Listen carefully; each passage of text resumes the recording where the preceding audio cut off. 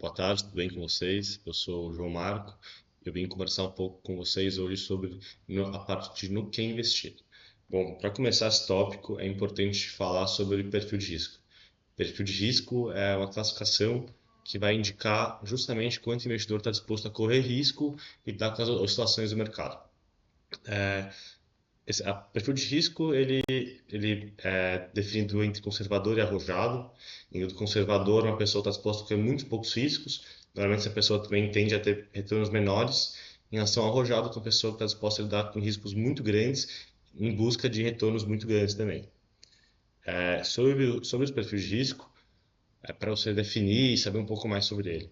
Tem vários fatores que influenciam ele, indo até de idade. Normalmente, pessoas mais jovens têm tendência a correr riscos maiores do que pessoas mais velhas.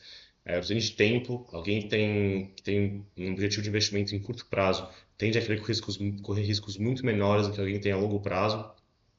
Conhecimento também é algo importante, justamente porque é muito mais fácil para alguém que entende sobre o mercado financeiro, tem um conhecimento abrangente sobre o assunto, correr riscos maiores, ela está disposta, tem conhecimento a esse tipo de situação em relação a alguém que não tem conhecimento nenhum sobre o assunto. Então, algumas perguntas importantes para você descobrir justamente são essas. Qual é o seu objetivo principal de investimento? Quanto tempo você quer deixar esse dinheiro investido? O quão disposto você está a tolerar perdas? É, Quanto conhecimento você tem sobre o assunto e até sobre quanto dinheiro você tem no momento e quais são os objetivos em relação a isso. E assim, acho que um lembrete importante, é muito importante você saber sobre isso, porque só vai te agregar, você não ganha nada tendo um perfil de risco errado, você não vai ganhar nada. Se for uma pessoa que não está disposta a ter grandes riscos, para você vai ser muito estressante você ver ali só que seus investimentos oscilarem diariamente, então é muito importante você ter isso bem definido. Além, acho que é importante também ressaltar que o seu perfil de risco vai mudando ao longo do tempo, então é bom você, ao longo do tempo, ir revendo eles e readequando sua carteira. Bom, agora falando um pouco mais sobre os ativos em si, a renda fixa é um investimento de risco mais baixo. Ele tem vários benefícios, pois normalmente ele tende a ter uma previsibilidade de retorno, o risco, como eu disse, é muito baixo. A liquidez, na maioria dos casos, é mais fácil. Tem várias opções, mas também tem alguns riscos, né? Tem alguns riscos, por exemplo, de crédito, mercado e liquidez, que é justamente se essa pessoa que está pegando a dívida vai arcar com a dívida com você. Então, assim, é um investimento mais seguro, mas não trazendo de riscos também. Quando investir em renda fixa? A renda fixa é uma ótima opção para quem está buscando por segurança, uma pessoa que não quer ter que se dar o trabalho de fazer longas pesquisas, não quer fazer um vasto conhecimento sobre investimento. Aí sim, a renda fixa é uma boa opção, além de ser uma ótima opção para diversificar a carteira, por realmente ser um investimento de baixo risco, mesmo você queira talvez ativos de renda variável, pode ter risco maior, a renda fixa pode sim ser algo ali para conseguir diminuir um pouco o seu risco e diversificar a sua carteira. Agora um pouco sobre os principais tipos de renda fixa. Entre eles a gente tem Tesouro Direto, o CDB, CRI, CRAS, LCI, LCA, debêntures e fundos de renda fixa. Para falar um pouco sobre cada um, Tesouro Direto são títulos do governo. Eles normalmente são atrelados a IPCA, que mede a inflação do país. Os CDBs são certificados de depósito interbancários, normalmente são atrelados ao CDI, que o CDI é a taxa de juros, atrelada normalmente à Selic. Os CRIs e o CRAS, que são certificados de recebíveis imobiliários e certificados de recebíveis agrícolas, podem ser lastreados tanto na Selic quanto no IPCA. A LCI e a LCA têm um funcionamento muito parecido com os CRIs e o CRAS. As debêntures, que são as emissões de dívida das empresas, então é quando uma empresa está emitindo uma dívida, você vai lá e compra essa dívida da empresa. E os fundos de renda fixa são fundos de investimentos que trabalham com vários diferentes títulos de renda fixa ali. Então, normalmente, fundo de investimento, os fundos de renda fixa, você tende a ter uma segurança maior, porque você vai ter diversos ativos ali para diversificar seu risco ali. Sobre o funcionamento da renda fixa, estava falando um pouco antes de pós para fixado, indexado à inflação, enfim. São divididos principalmente em três tipos de funcionamento. Os pré-fixados, que são quando você tem uma taxa já pré-estipulada, então quando você está comprando a dívida, já vai estar lá que você vai ter um retorno de 10%, sei lá, 10%, por exemplo. Então, não importa o que aconteça nesse meio tempo, no final do período lá vigente da sua dívida, quando você tem que receber o retorno, você vai ter esses 10% que já são pré-estipulados. O que é muito bom dele é que é uma garantia de retorno, e o único problema que ele tem para quem está cumprindo essa dívida, além de que, né, se aumentar, por exemplo, em algum momento as taxas, você vai estar perdendo dinheiro, o grande problema dele é que você, caso você queira antecipar seu resgate da dívida, você normalmente vai ter uma taxa bem descontada. Agora, os pós-fixados, eles são justamente o que você está atrelado, por exemplo, à Selic. Então, a Selic vai variando, o seu retorno também vai variando. Eles são muito bons, porque é um investimento muito mais fácil de se fazer, é um investimento que você consegue tirar a qualquer momento, são aquelas famosas lá, cofrinhos seguros, caixinhas seguras, tem em todos os bancos digitais hoje em dia, que, que assim, você pode investir quando quiser, pode tirar quando quiser, seu retorno vai estar ali, sempre de acordo com o que está indexado. E os contras são que justamente seu retorno vai oscilando.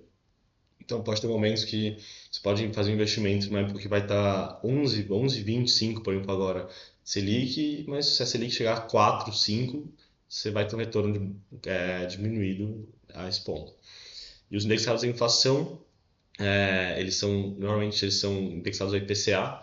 IPCA ele mede, né, ele mede os preços do Brasil. Então ele basicamente mede a inflação do país.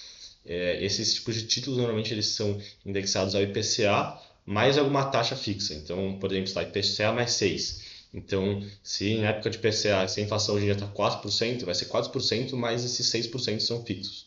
Eles são um ótimo instrumento, porque eles justamente garantem que seu dinheiro está rendendo mais que a inflação e tem uma taxa a mais. Então, assim, hoje em dia, principalmente, é um ótimo investimento.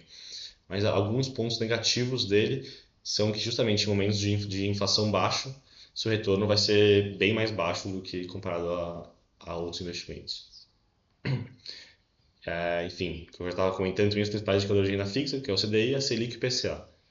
O CDI, que é o Certificado de Depósito Interbancário, ele é basicamente, ele é muito parecido com a Selic, mas ele basicamente mede uma taxa de transações entre os bancos, é um pouco mais complexo, mas é praticamente igual à Selic.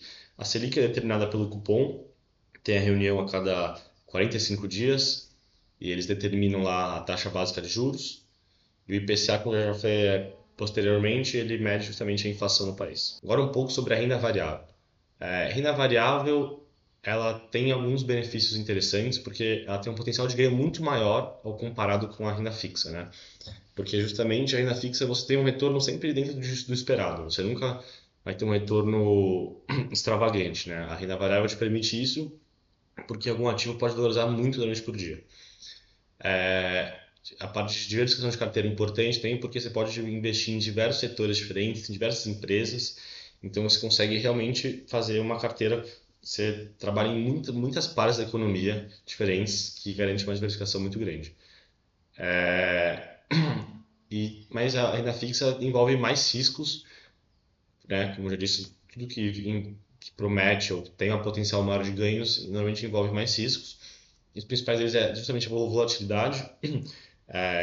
Mercado de ações geralmente vai subir e descer, vai valorizar e desvalorizar. Pode ser pequenas coisas que vão afetar muito seus ativos. Então a volatilidade é muito grande. Complexidade, porque é muito difícil para alguém que não tem conhecimento sobre o assunto entender o que ele está comprando, entender o que ele está investindo, saber se a empresa é boa ou não. Então é um pouco mais complexo nesse sentido. E a ação normalmente tende a ser mais rentável e mais recomendável para quem tem um horizonte de maior prazo, né?